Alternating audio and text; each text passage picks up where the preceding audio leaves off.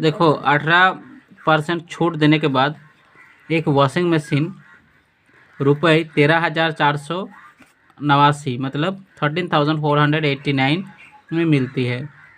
मतलब एक washing machine है, वॉशिंग मशीन जिसमें कपड़ा हम लोग धोते हैं, उसमें क्या है 18% छूट देने के बाद मतलब दुकानदार ने क्या किया, जो MRP लिखा हुआ था, हो सकता मतलब अंकित मूल्य लिखा हुआ था, उस पर 18% छूट देने के बाद उसको कितने में मिलता है, उसमें मिलता है 13,489 रुपये में मिलता है। तो वॉशिंग मशीन का अंकित मूल्य क्या है, तो वॉशिंग मशीन का ओरिजिनल प्राइस क्या है, तो इसको देखो समझने के लिए कैसे करना पड़ेगा इस मैथ को। देखो तो वॉशिंग मशीन का मान लेते हैं अंकित मूल्य क्या है, एक्स है। वॉशिंग मशीन का अंकित मूल्य क्या मान लेते हैं, एक्स है। तो देखो क्या है कि अंकित मूल्य एक्स है, तो एक्स मतलब क्या है, अंकित मूल्य है। तो मान के चलो जितना है एक्स रुपये है, मान के चलो एक चीज़ हम मान के चलो कि वॉशिंग मशीन का मूल्य क्या है, 100 रुपये है, मान के चलते 100 रुपये है, और उसमें क्या है कि 18% छूट देता है। तो 100 का 18% क्या होता है, 18 रुपये होता है। तो क्या है कि 100 से 18 जाएगा तो कितना होगा, इधर हो गया 2, 1 2 82, वेरी गुड। तो 82 रुपये हो गया। ये कुछ नहीं, ये समझाने के लिए बता रहा हूँ। तो मेरा 82 रुपये क्या हो गया, मेरा मान के चलो वॉशिंग मशीन का मूल्य लिखा हुआ 100 रुपये, लेकिन उसमें कितना छूट दे रहा है, 18 रुपये छूट दे रहा है, मतलब 18% छूट दे रहा है मान के चलते हैं। तो मुझे कितना देना पड़ेगा, कीमत 82 रुपये देना पड़ेगा। उसी प्रकार क्या है, इस मैथ को समझो कि वॉशिंग मशीन का कीमत 100 रुपये है, लेकिन उससे कितना माइनस हो रहा है कि 100 रुपये जितना है उसका ही 18% उसमें घटा देंगे। तो अभी कितना प्राइस हमको देना पड़ेगा दुकानदार को, तो 13,489 में 13,489। अब मैथ धीरे निकल जाएगा, ये तो कुछ है ही नहीं, अब कैलकुलेशन करना पड़ेगा। एक्स का 18% मतलब 18/100, क्योंकि परसेंट तोड़ते हैं तो नीचे 100 आ जाता है। अब देखो ये जो है 18x/100 हो गया, क्योंकि 18x इसके साथ गुना होगा, और ये 100 क्या इसके साथ गुना होगा, तो 100 गुना x तो क्या होगा 100x माइनस 18x/100 तो 82, और ये 100 क्या होगा नीचे इसके है तो ये ऊपर चला जाएगा गुना होगा, तो इसके साथ 1348900 हो गया।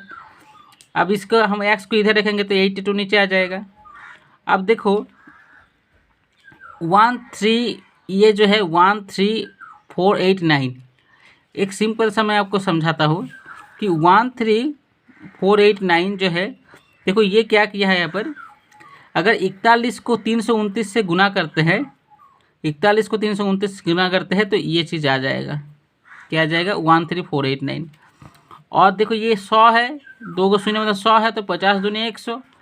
अब देखो यह अगर क्या है 41 2 जा, तो पहले मैंने क्या किया 41 2 जा करके देख लिया, कर लिया कि 82 हो गया। 82 को अगर 2 से भगा देंगे तो 41 गुना 41 इंटू 2 तो क्या होगा 82 हो गया। अब देखो यही यहाँ पर 41 आ गया, तो दैट मीन्स ये भी ऊपर में 41 से चला जाएगा भागा। तो खैर ये 41 हो गया, तो यहाँ पर कितना बचा, ये 2 2 कट गया, तो 329 गुना 50।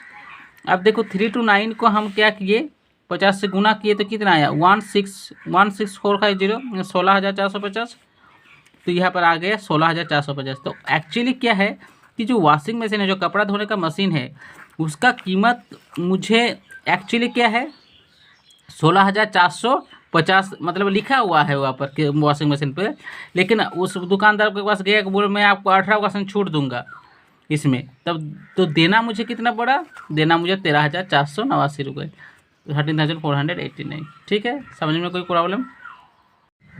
कोई पुस्तक विक्रेता एक पुस्तक को 72 रुपये में बेचकर 20% लाभ उठाता है। मतलब एक पुस्तक विक्रेता है, वो एक पुस्तक को कितना में बेच रहा है 72 रुपये में बेच रहा है, तो उसे 20% का लाभ उठा रहा है, तो उसका क्रय मूल्य क्या होगा। तो इसके लिए एक बेसिक फार्मूला है, इस फार्मूला से हम लोग बनाएंगे। तो देखो यहाँ पर क्या है कि 72 रुपये में बेच रहा है, तो इसका एसपी क्या हो गया 72 रुपये, और इसका प्रॉफिट क्या हो गया 20%। तो हम लोग का एक फार्मूला होता है एसपी बराबर सीपी, ये गुना है ब्रैकेट हो गया 1 + p/100। तो एसपी क्या है 72 रुपये है, सीपी मेरा सीपी के जगह हो गया 1 + 20/100, क्योंकि 20% मेरा प्रॉफिट है, तो इससे क्या निकलेगा, ये इसके साथ गुना हो गया, एक के साथ गुना हो गया तो 120 हो गया, 120/100 तो 72/1 और CP गुना 120/100। अब क्या हो गया, CP गुना 120/100 ये बीच में इक्वल है तो ये इधर जाएगा, ये इधर जाएगा। फिर फाइनली क्या हो गया, मेरा 72 के साथ 100 गुना होगा, CP के साथ 120 ही गुना होगा। तो 72 के साथ 100 गुना हो गया, CP के साथ 120 गुना हो गया। तो CP गुना 120, 72 गुना 100, तो CP मेरा रह गया तो 72 गुना 100 बटे CP का CP का तो यही है तो 120 नीचे आ गया, ये शून्य शून्य कट गया। अब इस तरह से क्या हो गया, 72 गुना 10 हो गया, नीचे 12 हो गया। तो हम लोग जानते हैं कि 12 छोक 72, 12 को अगर 12 6 जार 72, तो ये 6 गुना 10 तो 60 रुपीज़ हो गया। इस तरह से लिखना चाहिए था, मतलब इस तरह से लिखना चाहिए था ₹60। ठीक है, बस इतना सा ही मैथ है, इसको आपको बनाना है बढ़िया से। देखो, एक व्यक्ति 60 संतरे ₹21 प्रति दर्जन के दर से खरीदता है, तो उन्हें ₹24 प्रति दर्जन के दर से बेचता है, तो वो प्राप्त करता है क्या, लाभ करता है, कितना लाभ करता है, या हानि करता है, कितना हानि करता है, इसको हम लोग समझते हैं। ठीक है, 60 रुपये में क्या कर, एक व्यक्ति 60 संतरे ₹21 के प्रति दर्जन के दर से खरीदता है और वही 60 जो संतरे हैं ₹24 प्रति दर्जन के दर से बेचते हैं, तो उसका क्या लाभ होगा, क्या लॉस होगा, उसको समझते हैं। देखो, अब सबसे पहले हमें पता होना चाहिए कि दर्जन क्या होता है। कोई भी चीज़ जो 12 होता है उसी को हम लोग दर्जन बोलते हैं। मान के चलो, आप अगर केला खरीद रहे हो, 1 दर्जन केला, तो उसके अंदर 12 को केला होगा।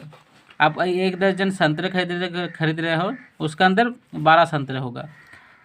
ठीक है, तो मान के हम लोग क्या है कि 60 संतरे क्या वो ₹21 प्रति दर्जन के हिसाब से खरीद रहा है।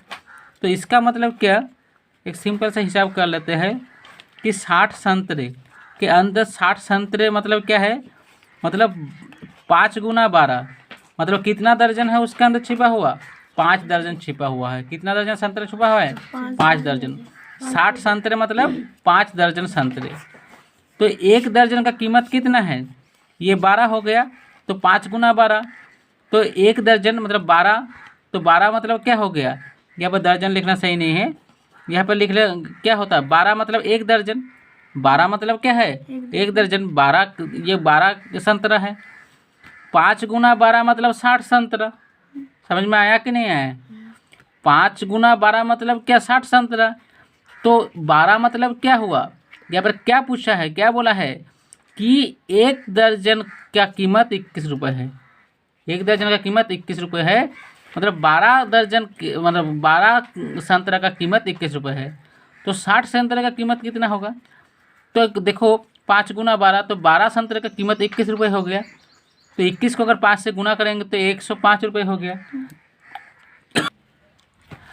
तो देखो CP कितना हो गया, CP हो गया 100,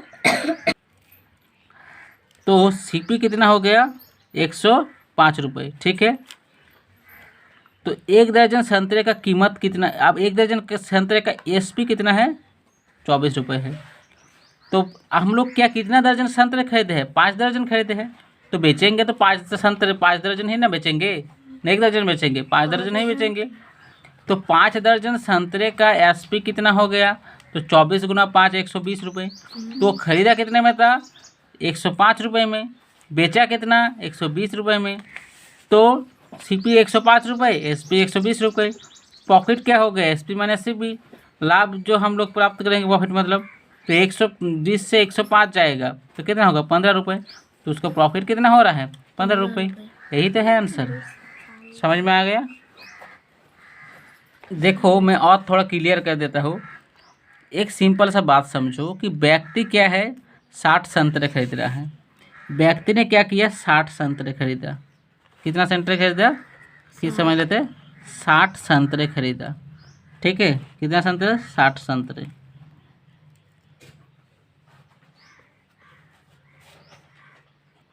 साठ संतरे खरीदे हैं व्यक्ति ने।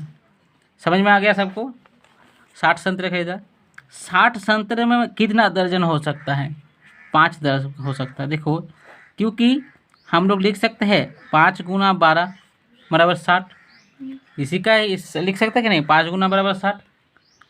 अच्छा, 12 मतलब क्या होता है, 12 मतलब ही होता है कि नहीं, ये 12 संत्र है, 5 और गुना 12 तो 5 गुना 12 ये सब संत्र है, तो 12 एक ये 12 संत्र है, तो 12 मतलब हुआ क्या, 1 दर्जन, DZ लिखते हैं दर्जन को, ठीक है।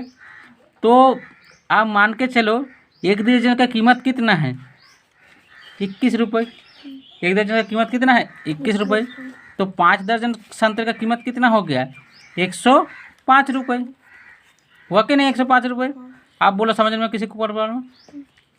अब मैं 5 दर्जन संतरे खरीदा हूँ, अब मैं 5 दर्जन संतरे ना बेचूंगा ना 1 दर्जन बेचूंगा, तो 5 दर्जन, तो 1 दर्जन का विक्रय मूल्य कितना है, 24 रुपये। तो 5 दर्जन का विक्रय मूल्य क्या, 5 गुना 24 मतलब क्या, 120 रुपये हो गया। अब मेरा क्या हुआ, 120 रुपये में मैं अगर 105 रुपये में घटाता हूँ तो मुझे प्रॉफिट होगा, कितना प्रॉफिट होगा, 15 रुपये। यही तो है। इसको समझने में कोई प्रॉब्लम, और कोई प्रॉब्लम?